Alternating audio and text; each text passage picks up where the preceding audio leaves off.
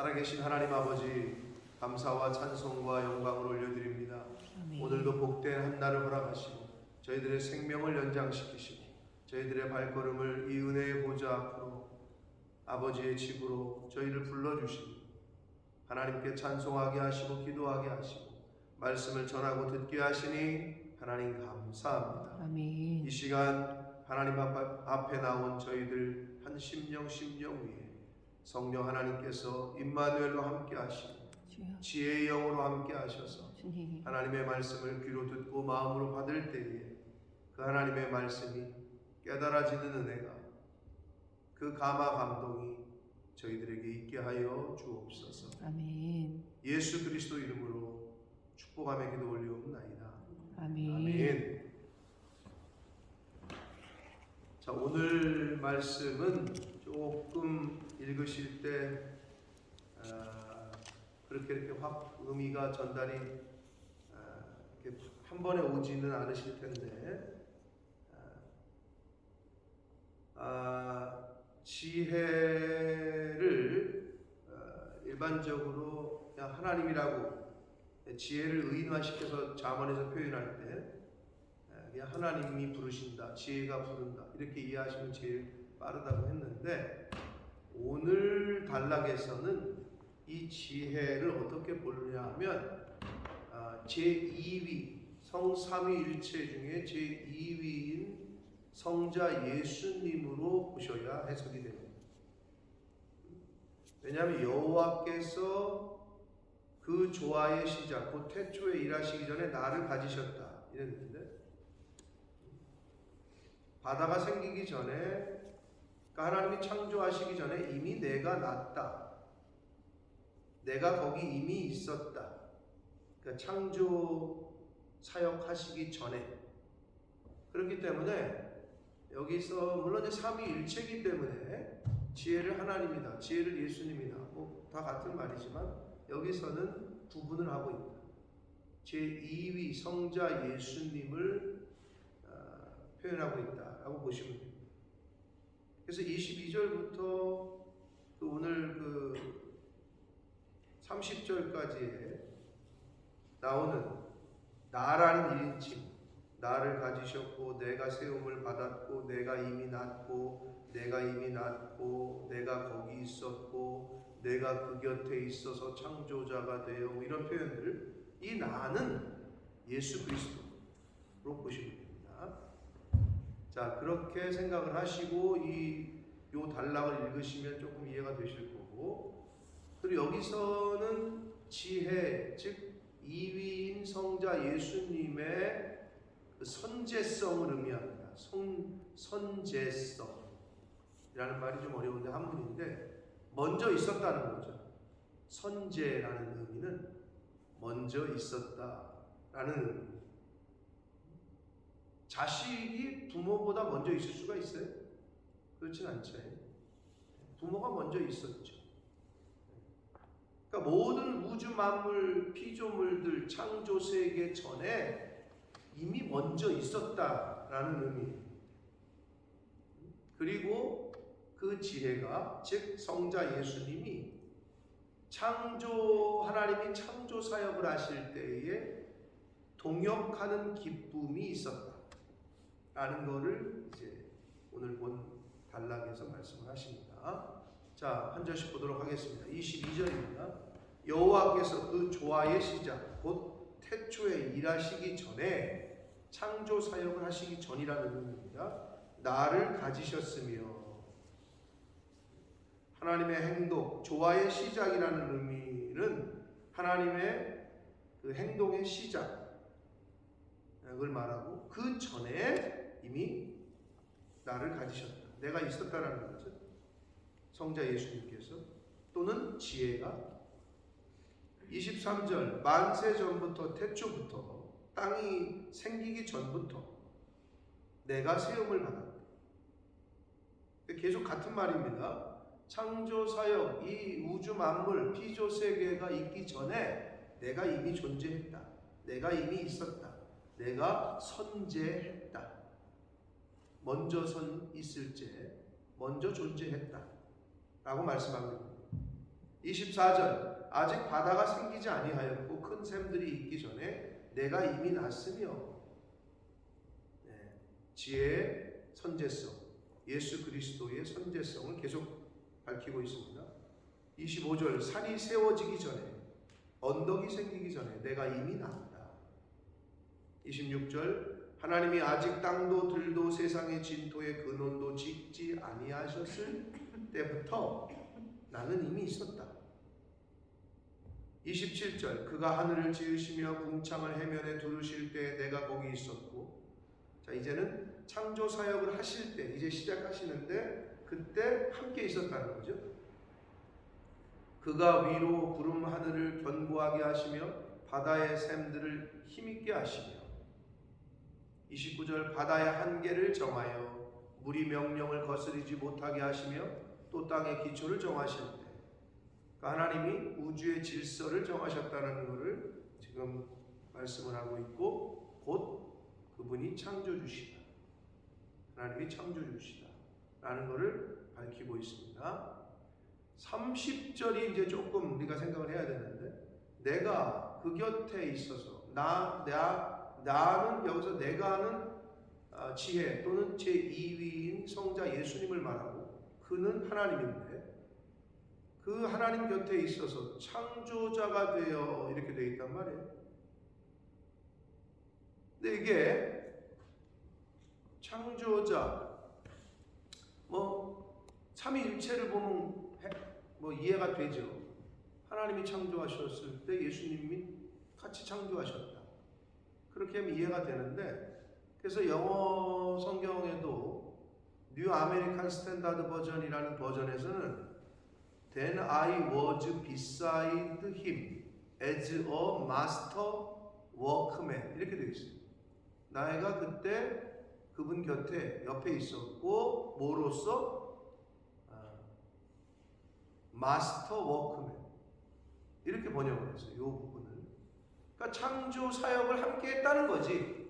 근데 당연하죠. 성삼위일체니까, 삼위일체니까, 일체시니까. 자, 그걸 얘기합니다. 날마다 그의 기뻐하시는 바가 되었으며 항상 그 앞에서 즐거워했다. 창세기 1장에 보면 첫째 날, 둘째 날, 셋째 날, 넷째 날, 다섯째 날은 하나님이 우주 만물을 창조하시고 나서, 이 천지를 창조하시고 나서 동물들, 하늘, 별, 바다 만드시고 나서 뭐라 그러셨죠? 보시기에 좋았더라 라고 되어 있죠. 여섯째 날은 뭐라 그러셨죠? 여섯째 날은 첫째 날, 둘째 날, 셋째 날, 넷째 날, 다섯째 날은 기억 못하셔도 여섯째 날은 뭐를 창조하셨죠? 사람 지으셨죠? 사람 지으시고 뭐라 그러셨죠? 심히 좋았더라. 그러니까 하나님께서는 이 우주 만물의 피조세계 중에 피조된 것들 중에 사람을 보시고 제일 기뻐하셨다. 심히 기뻐하셨다고 되어 있어요. 왜? 하나님의 모양과 형상을 따라 지으셨기 때문에. 다른 것들은 아니야. 그게 질서의 원리. 하나님이 세우신 창세기. 근데 요즘은 어때요? 어제도 제가 제 아내랑 뭘 보다가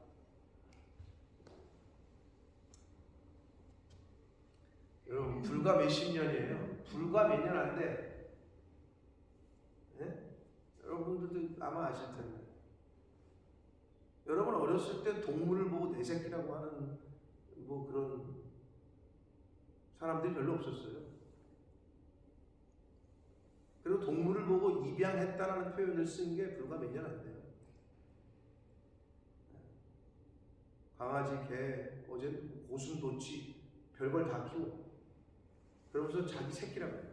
아유 내 새끼, 어이구 내 새끼 얼마나 예뻐. 내가 나의 모양과 형상을 따라 낳은 내 새끼가 새끼인데 불과 몇십 년이에요. 불과. 예전에는 그런 표현 쓰지 않았어요. 그리고 성경에는 분명히 말씀하고 있어요. 말세에는 사람이 동물들을 더 사랑한다. 근데 이제 그게 어디까지 가냐 하면, 왜 그러면 애를 안 낳고 동물을 입양하느냐? 그러게 사람을 입양하지, 그죠? 지금 뭐 버려지고 고아들 있는 사람들, 있는 아이들 많은데, 그럼 진짜 인간을 입양을 하지. 근데 왜 그럴까요? 그 이면에는 애를 낳고 애를 키우고 사람을 입양하면 힘들어. 근데 동물은 어떻게? 그 정도는 아니야. 어떻게 보면 편해. 근데 정서적으로 도움은 돼. 이거 실명을 분당의 뭐 어떤 목사님이, 그분도 아주 유명한 목사님이 개를 키우고 동물을 집안에서 키우는 걸 반대하셨단 말이야. 그랬을 때, 근데 이제 사모님하고 애들이 그렇게 원했나 봐. 근데 이제 목사님을 모르게 목사님 허락 없이 집에 데리고 온 거야. 그래서 목사님이 약간 그랬는데 웬걸 일주일 지났는데 이게 생명체라고 정이 든 거야. 그러면서 그 얘기를 이제 설교 시간에 하셨던 그 기억이 있는데, 도대체 정이 들지. 정서적으로 같은 생명이 있긴 있으니까. 제가 드리고 싶은 말씀은, 하나님이 모든 동물과 우주 만물을 창조하시면 좋았다 했는데 인간을 만드시면 심히 좋았다 하셨어. 왜? 자기 모양과 형상을 따라 지었기 때문에. 그리고 제일 중요한 건 인간에게만 영을 주셨어. 영을. 동물은 영이 없어요. 죄송하지만 식물도 마찬가지고 영이 있진 않아요. 인간에게만 주셨어요. 근데 요즘 시대가 어떻게 흘러가고 있어요? 정말 말 그대로 생육하고 번성하는 건 하나님의 첫 번째 명령이었죠. 인간을 지으시고 생육하고 번성해야 돼요. 근데 어떻게 우리나라도 OECD 국가 중에 저출산율 1등이고 요즘 젊은이들 애 안 낳으려고 하고 결혼 전부터 아주 약속을 하고 그냥 우리끼리 살다 죽는 거예요. 애를 안 낳는다. 또는 결혼도 안 하려고 하고 그냥 동거. 영국에는 저는 직접 못 봤습니다만 시청의 오피셜 서류에 그게 있대잖아요. 그죠? 그냥 파트너냐 그거냐. 아직까지 우리나라에는 없어요. 근데 제가 볼 때는 곧 생깁니다. 결혼을 안 하고 그냥 같이 사는 파트너라는 개념이 곧 한국도 들어옵니다. 수년 내에 들어올 거라고 봐죠. 아직까지 우리나라에는 오피셜 서류에 없어요. 근데 어때요? 여러분 보실 때 그게 성경의 가르침 같아요? 그렇지 않습니다.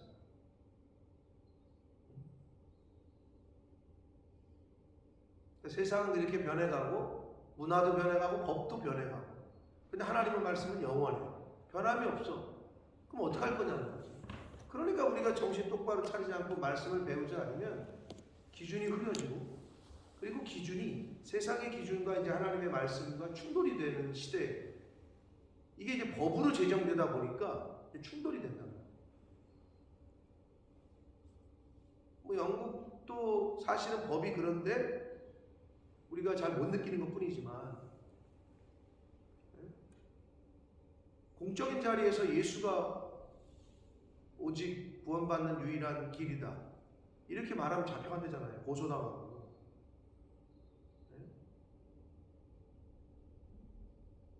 종교 다원을 인정하는 건데 예수만 오직 구원의 길이다 이렇게 말하면 잡혀간다니까.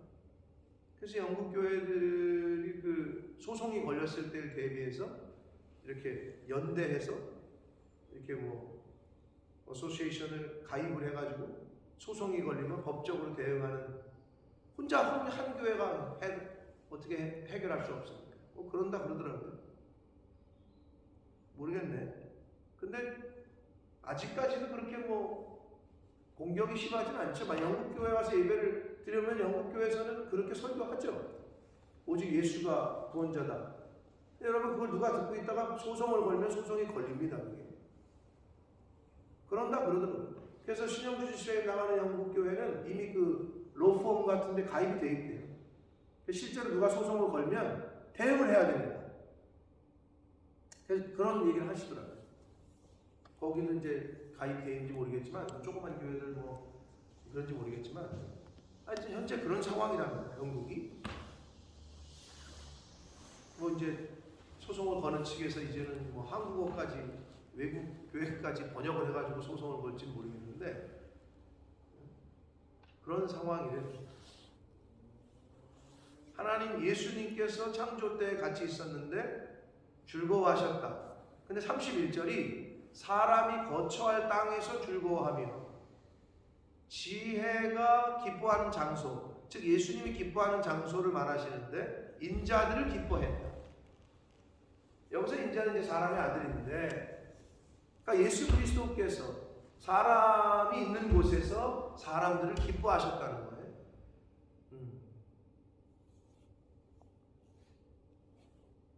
여러분 뭐 아무리 애들이 귀엽고 이뻐도 내 새끼가 제일 이쁘잖아요. 내 자식이. 왜? 말 그대로 내가 낳았으니까. 내 자녀니까. 성경에 하나님이 인간을 만드시고 창조하시고 심히 기뻐하셨다. 그게 바로 부모의 마음이에요. 부모의 마음.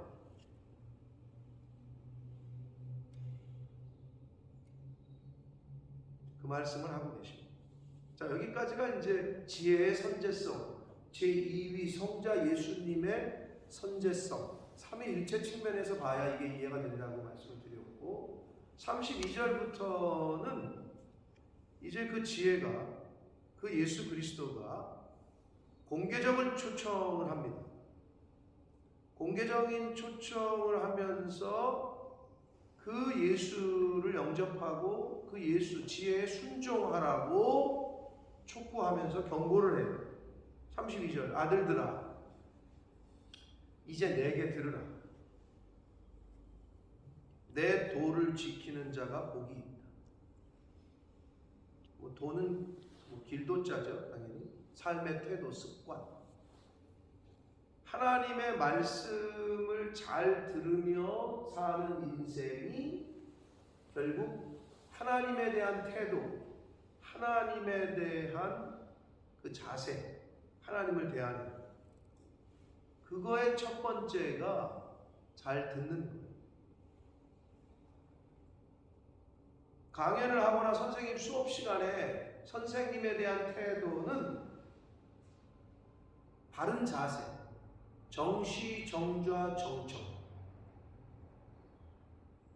그렇죠? 선생님이 앞에서 선생님이 가르치고 있는데 자세가 안 좋아. 엎드려 잔다든지. 그리고 어떻게 해? 선생님을 쳐다보거나 칠판을 쓰는 걸 쳐다봐야 되는데 창문 쳐다보고 있고 핸드폰 쳐다보고 있고 선생님의 말씀을 귀를 담아 들어야 되는데 딴 데가 있고 헤드폰 꽂고 있고 그럼 그게 선생님에 대한 존중이 아니죠. 그건 절대 존중이 아니에요. 자세를 보면 그 사람의 그 사람이 지금 이 사람을 리스펙트하는지 존중하는지를 알 수가 있죠. 바로 그거예요. 우리가 하나님에 대한 신앙생활을 할 때 첫 번째 하나님에 대한 자세는 하나님의 말씀을 잘 듣는 거예요. 그게 첫 번째 자세. 자식이 부모님을 존중한다는 것은 부모님이 말씀하실 때 두 눈 똑바로 뜨고 노려보내는 게 아니라 잘 듣는 자세. 부모님이 말씀하실 때 부모님이 계속 말씀하는데 먼 산 쳐다보고 고개 돌리고 있어. 그건 버르장머리 없다고 가르쳤어요, 옛날에부터. 근데 그게 맞아. 부모님이 말씀하시면 눈 한 번 보고 입 한 번 보고 목 한 번 보고 똑바로 들어야 돼. 근데 고개 돌리고 있어. 땅 쳐다보고 있어. 너는 떠들어라. 나는 싫다. 이거는 예의가 없는 자녀지. 똑같아요. 우리가 신앙생활할 때 하나님에 대한 자세는 내가 계속 얘기하는데 유재권 집사님이 찬양 인도할 때에 유재권 집사님을 리스펙트하는 거는 찬양 인도자의 말에 따라서 찬양을 같이 해주는 거예요. 박수 치라면 박수 치는 거예요. 일어서라면 일어서는 거예요. 그게 인도자를 리스펙트하는 거예요. 그런데도 일어서라고 해도 끝까지 나는 싫어. 박수 치라고 해도 나는 그런 거 싫어. 목소리를 내라고 해도 난 노래 목이 아파지는 거. 그건 존중하는 태도가 아니에요. 그렇게 동의가 되십니까, 여러분? 피아노를 연주하는 사람이 있는데 피아노를 연주하는데 그걸 잘 듣고 피아노 연주하는 사람을 잘 쳐다봐야 되는데 피아노 연주하는 사람이 연주를 하고 있는데 핸드폰 꽂고 이어폰 꽂고 딴 거 동영상 보고 있어. 오질 말아야지. 그럼 그 자리에 그거는 완전히 그 사람을 무시하는 거죠. 그렇죠?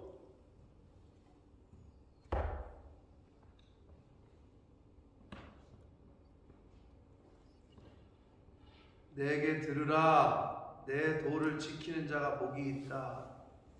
하나님의 말씀을 잘 듣고 그 말씀대로 순종하며 사는 것, 그것이 바로 하나님을 존중하는 거고 하나님에 대한 우리의 자세여야 되고 그게 정말 믿는 사람의 모습인 줄 믿습니다. 훈계를 들어서 지혜를 얻으라. 지혜를 어떻게 얻는다고요? 말씀을 들어야. 믿음은 어떻게 생긴다고요? 들음에서 온다. 부모가 자식에게 하나님을 얘기를 안 하는데, 부모가 자식에게 믿음을 얘기 안 하는데, 네? 부모가 자식에게 성경을 얘기 안 하는데 어떻게 알겠어 자식이? 한 단계 나아가서 부모가 자식에게 성경대로 사는 모습을 보여주질 않는데, 부모가 자식에게 하나님을 섬기는 모습을, 자세를 보여준 적이 없는데 어떻게 교회를 섬기고 어떻게 주의 종을 섬기고 어떻게 이웃을 섬기는지 본 적이 없는데 어떻게 자식이 따라하냐. 그렇죠? 말씀을 들어야 지혜를 얻어요. 말씀을 들어야 믿음이 생깁니다. 네. 그건 기본이죠. 자식이 학교 가가지고 선생님 말씀을 잘 들어야 유급을 안 당하고 낙제를 안 당할 거 아니야. 또 학교 가서 교과서를 잘 쳐다보고 선생님 말씀을 잘 들어야 시험을 패스할 거 아닙니까? 하나님 말씀을 보지도 않고 듣지도 않는데 일상생활 속에서 우리에게 오는 시험을 어떻게 우리가 통과하냐고. 그러니까 맨날 낙제를 당하고 맨날 넘어지고 맨날 쓰러지는 거 아니에요? 이거는 원리야, 원리. 그렇잖아요. 그래서 지혜를 들어라.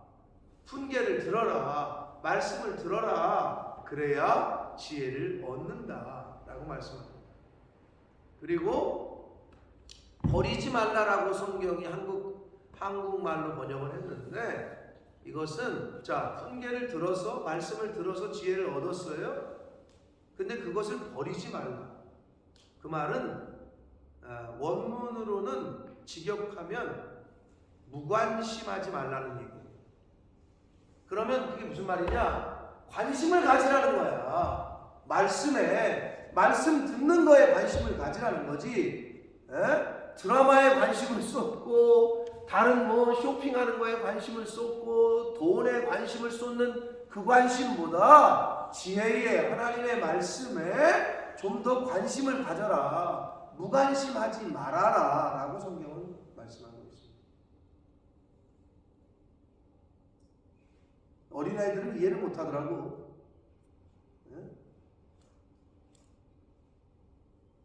유지현 집사님, 사랑의 반대말이 뭐죠? 뭐라고? 배움? 미움. 그 정도는 이제 중고등학교, 중학생 정도가 대답할 것 같은데 정말 그래요? 사랑의 반대말이 미움이에요? 왜냐하면 내가 왜 이걸 왜 얘기하냐면 미움에도 사랑의 감정이 있을 수 있을까요? 없을까요? 그게 질투 아니에요? 그렇죠. 진정한 사랑의 반대는 무관심이에요. 관심이 없어. 네가 뭐 어떻게 하고, 네가 딴 남자 만나고, 네가 딴 여자 만나고, 나랑 관심이 없어. 이건 사랑하는 사람이 아니에요. 근데 진짜 사랑하면 아까 말한 미워해. 왜 딴 여자 만나? 이게 질투심. 그건 사랑하는 거야. 마음이 있는 거야. 근데 저 사람이 무슨 짓을 해도 나랑 관심이 나는 뭐. 이게 진정한 사랑의 반대 의미지. 하나님의 말씀을 내가 사랑하느냐? 그럼 관심을 둬야지 거기다. 여기서 버리지 말라라고 번역한 요 한국어 번역의 원문상의 첫 번째 의미는 무관심. 관심을 가지라는 거죠. 하나님의 말씀. 유재원 집사님이 찬양하시면 좀 관심을 가지시라고 뭐라고 말씀하시는지 뭐라고 하시는지 관심을 가져야 유 집사님이 힘을 얻는다고. 똑같아요. 목사가 뭐라고 얘기하는지 관심을 가지셔야 되는데 아무리 얘기를 해도 무관심. 그러면 이제 낙심이 되는 거예요.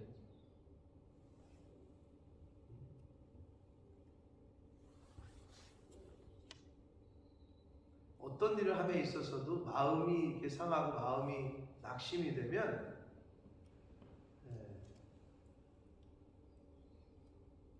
여러분 뭐 가정에서 부모가 싸우거나 엄마 아빠가 기분이 안 좋거나 그러면 애들 눈치를 봐요.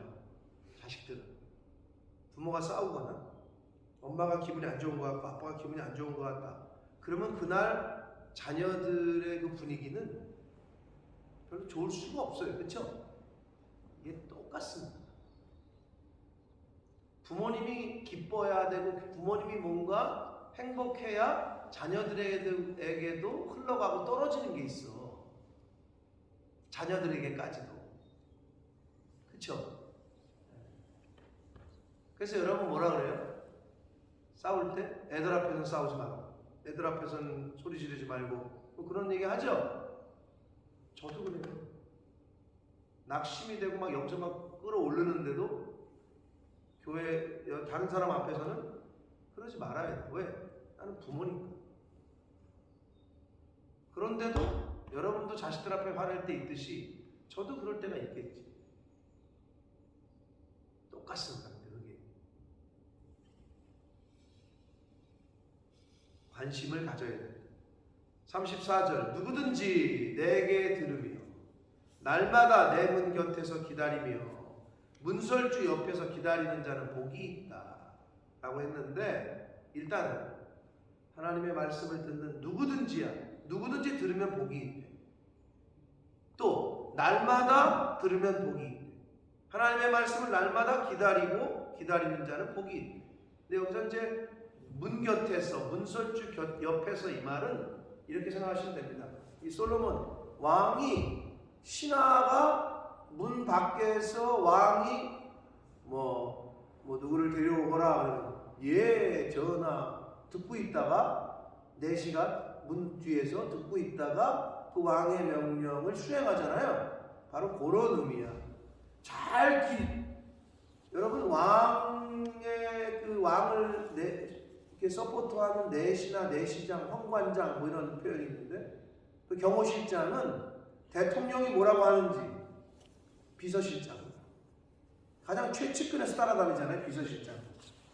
옛날로 말하면 내시장이지. 옛날에 내시장이 황관장이 파워가 셌지. 왜? 왕의 최측근이니까. 왕의 말을 그대로 전달하는 사람이니까 바로 그런 얘기야. 잘 문 뒤에서 듣고 있다가 잘 듣고 그대로 행하는 거. 지금 그거를 얘기하고 있는 거예요. 응?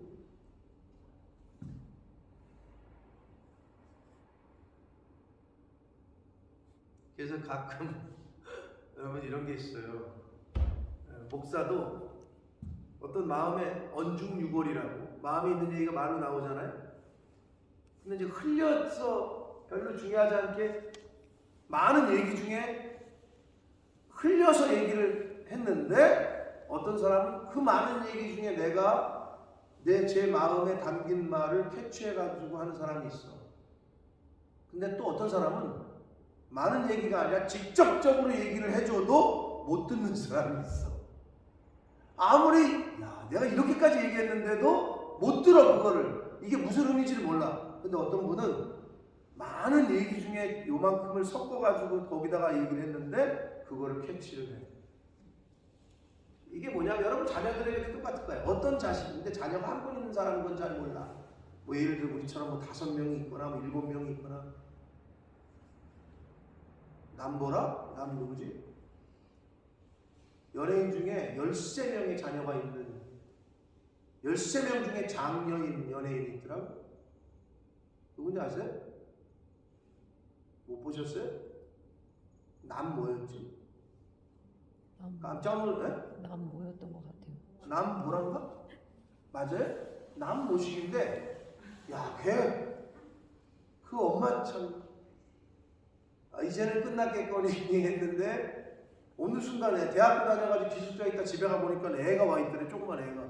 그러니까 엄마가 배부르고 에다가 이제 뭐 하여튼 그 표현이 그래. 이제 동생 뒷바라지 하는 게 막내 동생 끝났겠거니 했는데 집에 갔더니 또 하나 있더래. 13명이라는 거야. 총 13명. 근데 그 장녀가 연예인이야. 근데 뭐 귀엽게 생겼더라고. 근데 난 잘 모르는 연예인 남 모식인데 근데 애가 13이야. 야, 입양도 아니야.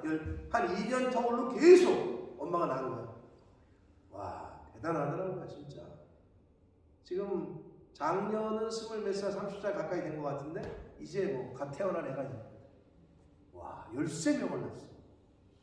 제가 뭐 짐작컨대 아마 분명 크리스찬이 아닐까 생각이 됩니다만은 아무튼 자녀가 많잖아? 그러면 부모의 얘기를 찰떡같이 알아듣는 애가 있어. 근데 자녀가 많잖아? 근데 그 중에서도 아무리 부모가 얘기해도 개떡같이 듣는 애가 있어. 아무리 얘기해줘도 못 들어. 근데 어떤 애는 부모가 그냥 흘리는 말 그냥 했는데 그거를 그냥 캐치하는 애가 있어. 여러분은 어떤 자녀이십니까? 하나님 앞에서. 하나님이 사인을 계속 주는데도 못 알아듣는 이제 영적인 민감성인데 어쩔 수가 없죠. 저는 지금 잘 몰라요. 왜? 어머니 아버지를 볼 수가 없으니까. 어떤 뭐 그냥 옛날의 과거의 기억으로 엄마 옛날에 뭐 짜장면 좋아했잖아. 근데 지금 얘기는 요즘은 짜장면 안 먹고 요즘은 염소탕을 좋아하시네. 나는 모르지.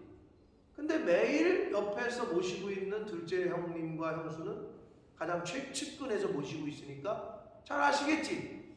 뭐가 어떤 기호가 바뀌었는지, 뭐가 어떻게 됐는지. 나는 그것도 몰랐네. 제 아내가 나중에 얘기하더라고. 엄마가 이제 초콜릿 같은 건 좋아하실 줄 알았는데 아이스크림을 하드 같은 건 이제 사다 드리잖아요. 여름에. 근데 저희 어머님이 콘만 좋아하시는지 몰랐네. 제 아내가 그러더라고요. 근데 요번에 컨펌을 둘째 형수님이 뭐 아이스크림을 사다 줬나? 근데 귀찮아도 먹고 싶었는데 잘 써왔다고 그랬는데 아이스크림을 여러 종류를 사갔을 거 아니야. 근데 어머님은 꼭 그 월드콘을 좋아하시고 나는 맨날 그것도 모르고 메론 바나 사다 주고 누가 바나 사다 주고 나는 모르는 거야. 왜? 없었으니까. 똑같아. 영적인 일도 하나님의 말씀을 가까이 하고 말씀을 잘 듣고 이래야 우리 하나님이 아버지가 이런 걸 좋아하시는구나. 그렇지 않아요? 똑같습니다. 그거는. 그래서 뭐라고 말씀하시나 옆에서 기다리는 자 날마다 하나님의 말씀을 들으며 기다리는 자는 복이 있나니 35절 대저 나를 얻는 자는 나가 뭘까요? 복음이고 예수 그리스도고 그죠? 예수 그리스도를 믿어야 천국 가니까 복음이야. 말씀이야. 나를 얻는 자는 생명을 얻고 여호와께 은총을 얻을 것이다. 그렇죠. 예수 그리스도를 영접해야 예수 그리스도를 얻어야 우리가 구원을 받습니다. 반대로 그러나 나를 잃는 자. 근데 여기서 나를 잃는다라고 번역을 했는데 개역 개정이 원문으로 직접적으로 직역을 하면 이렇게 되어 있어요. 내게 범죄하는 자는 이렇게 되어 있어요. 그러면 우리가 하나님께 어떻게 뭐가 범죄하는 거예요? 여러분 부모님에게 가장 큰 범죄가 뭔지 알아요? 그런 일을 안 당해봐서 모르죠. 자식이. 그 신천지에 빠진 사람들 영상 우리 옛날에 한번 본 적 있잖아요. 부모를 부모라고 여기지 않아요. 아줌마 왜 이래? 라고 자식이 부모한테 얘기를 할 때 그거보다 더 큰 범죄가 어디 있어? 부모를 부모로 인정을 안 해. 자식이. 이거보다 더 큰 범죄가 있을까요? 그리고 딴 사람을 참부모래. 낳아주신 엄마 아버지를 아줌마 아저씨 왜 이러냐고. 신천지 빠진 사람들의 빠진 사람들이 그렇게 말하잖아요. 부모가 왔는데 하나님은 인정을 안 해. 이거보다 더 큰 범죄가 없어. 구원주를 구세주로 인정을 하진 않아. 이거보다 더 큰 범죄가 어디 있어? 그 말이에요. 예수 그리스도를 영접하진 않아. 예수 그리스도를 받아들이진 않아. 그런 사람은 자기 영혼을 해하는 자요, 나를 미워하는 자는 사망을 사랑한다. 결국 심판을 당한다는 거야. 근데 여기서의 사망이 우리가 그냥 죽는 거라고 생각하잖아요. 맞는데 원문의 의미는 육체적인 죽음 플러스 영적인 죽음이라고 해석하는 단어가 쓰였습니다. 즉 영적 죽음까지, 요한계시록에 말하면 둘째 사망까지 얘기하는 거예요. 이거는 예수 그리스도를 영접하지 않으면 육체적인 죽음만이 아니라 영이 죽어요. 요한계시록에 나오는 둘째 사망, 이건 완전히 지옥 가는 거라고 얘기하는 거예요. 그런 단어예요. 그 사망이 바로 그 사망이야. 돌아가셨습니다. 육체가 죽는 게 문제가 아니야. 영이 죽는 것까지를 포함하는 사망입니다. 사랑하는 성도 여러분, 오늘 지혜의 선제성, 예수 그리스도 삼위일체의 제2위인 성자 예수님에 대한 내용이 원래 창조 이전부터 예수님은 계셨고, 그 예수님이 말씀의 본체, 요한복음에 있는 것처럼 지혜의 본체이신 예수님이 이 땅에 오셨고, 그 예수님을 받아들인 자, 영접하는 자는 구원을 얻지만, 복을 받지만, 영접하지 않고 범죄한 자, 즉 구세주로 인정을 안 하는 자들은 영원한 사망에 처하게 됩니다 라고 말씀을 해주시고 있습니다. 그러니까 이게 사실 진리죠. 이 비밀을 모르기 때문에 성경을 무시하고 하나님의 교회를, 또 하나님을 모르고 사는 거지. 모르고 살아. 그걸 알려주는 게 이제 우리의 몫이에요.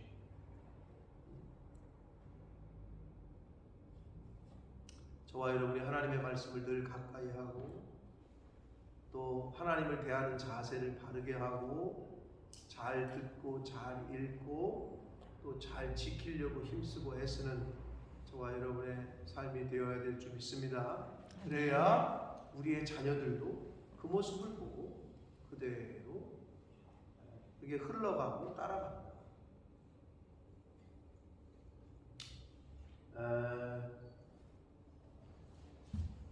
미국의 선교사님들이요, 미국에 있는 선교사님들이나 목회자들의 자녀들이 목회자가 되거나 선교사가 되는 비율이 한국보다 많을까요, 적을까요? 한국보다 훨씬 많답니다.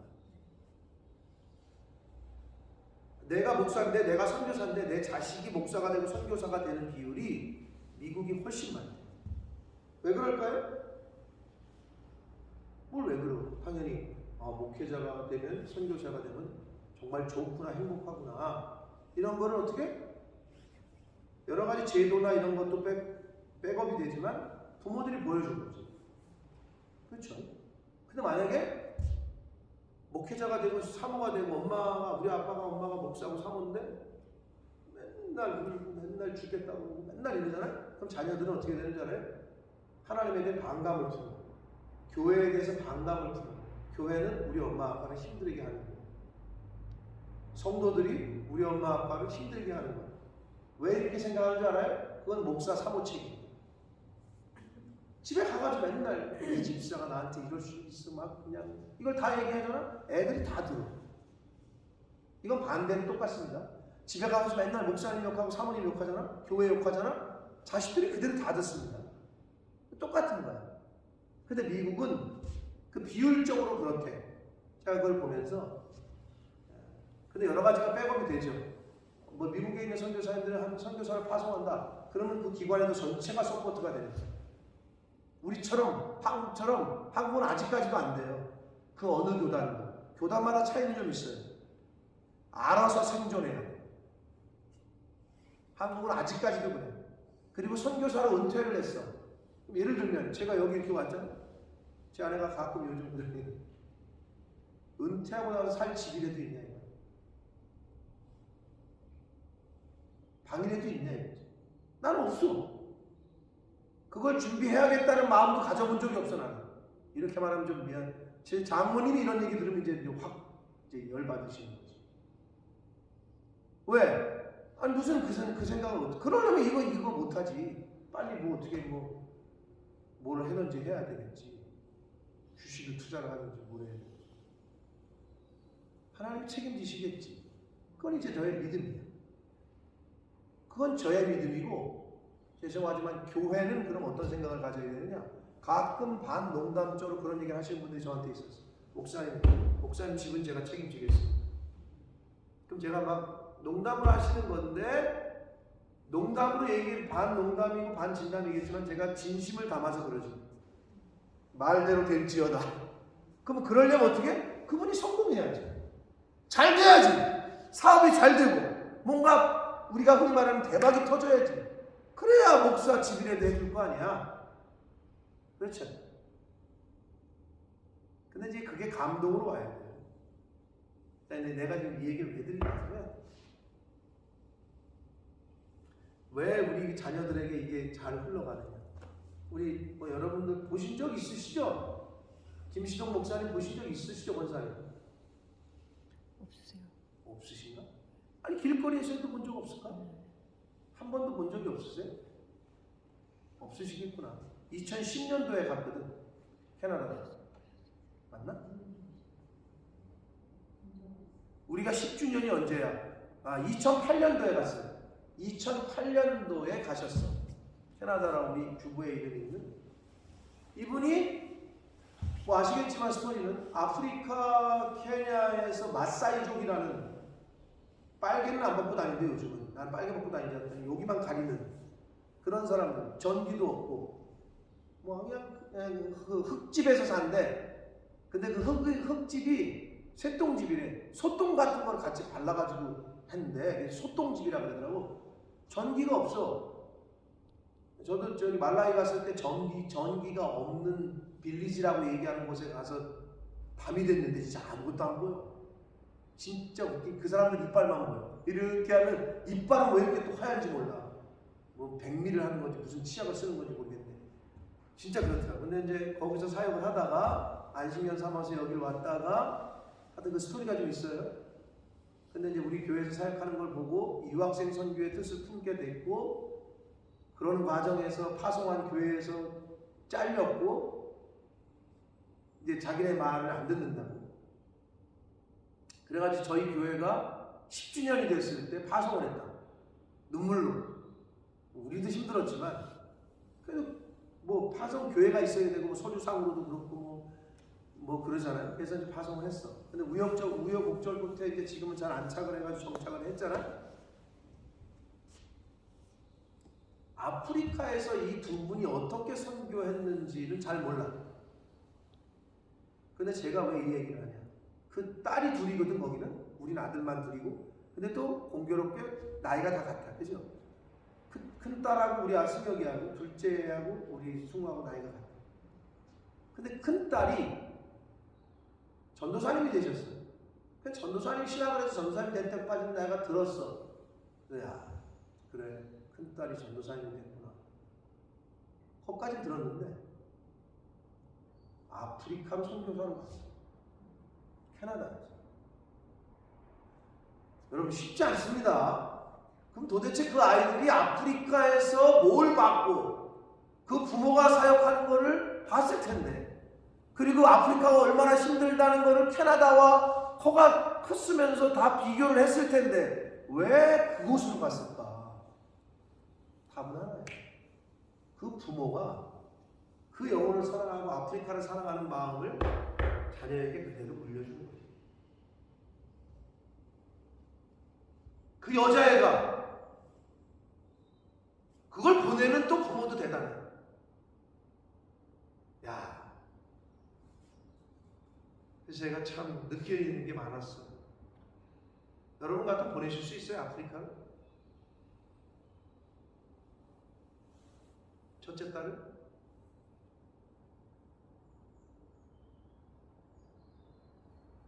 그래서 여러 가지가 생각이 되고 느껴졌습니다. 사랑하는 성도 여러분, 여러분이 하나님을 어떻게 섬기느냐에 따라서 여러분의 자녀들이 복을 받는, 아니면 그냥 이 세상에 이리 치이고 저리 치이다가 많은 인생이 됩니다. 부모들에게 많이 달려 있습니다. 자녀들은 그걸 다 봅니다. 다 보고 또 그대로 배웁니다. 바라기는 저와 여러분이 하나님을 섬길 때 믿음은 이런 거다, 신앙은 이런 거다, 순종은 이런 거다, 섬김은 이런 거다, 그것을 보여줄 수 있는 믿음의 아브라함들 다 되시기를 예수 그리스도 이름으로 축복합니다. 아멘. 살아계신 하나님 아버지, 감사와 찬송과 영광을 올려드립니다. 아버지, 생명 주시고 새날 주시고 진리의 말씀, 영생의 말씀을 또 전하고 듣게 하시니 감사합니다. 아버지 하나님, 오늘 주신 말씀을 가슴에 새기고 지혜를, 복음을, 예수 그리스도를 영접하는 자는 복이 있지만 거부하고 듣기를 싫어하고 거절하는 자 사망에 이른다, 육적인 죽음과 영적인 죽음에 이를 것이라고 말씀은 경고했습니다. 아버지, 하나님의 말씀을 늘 가까이 하고 듣고 읽고 지키는 데 힘쓰게 하셔서 그 모습을 본 우리의 자녀손들이 부모의 신앙을 따라, 믿음을 따라 하나님의 자녀로, 하나님을 잘 섬기는 자녀들로 세워지고 그러한 가정들 되도록 주여 은혜 내려 주옵소서. 아멘. 예수 그리스도 이름으로 축복하며 기도 올리옵나이다. 아멘. 아멘.